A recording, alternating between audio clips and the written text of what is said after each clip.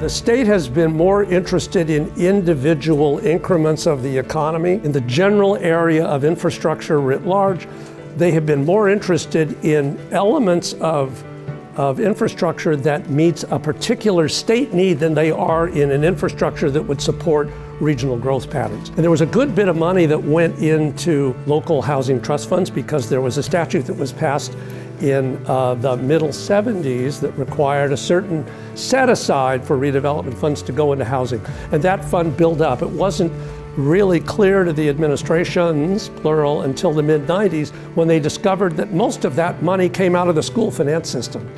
By the late 90s, it was adult money. And then by the turn of the century, it was significant money.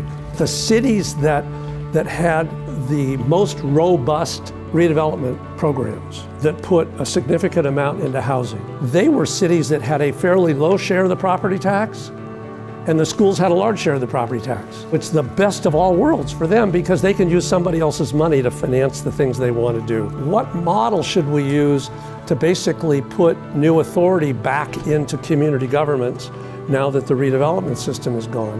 Out of this comes the so-called enhanced infrastructure financing districts. We convinced the administration that they should take the current infrastructure financing district statute and expand it. We put a long list of authorities in there so that a given economic development investment or infrastructure investment, the financing could be tailored to what it was you wanted to do.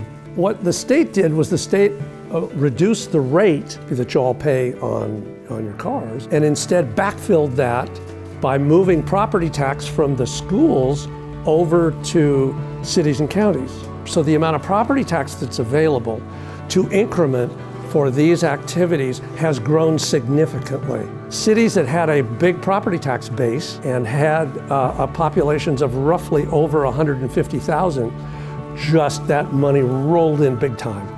For cities that had a smaller population, they don't get as much money out of this deal as they otherwise did in the VLF. So we've had this odd problem in our state-local relationship in how this money basically is distributed among the 485 cities. And what's happening in a growing economy is that the amount of investment that's going on is growing significantly at a little higher clip than change of ownership. When you look at these financing tools, they have to use some of the community's own resources, where before they were able to use somebody else's resources.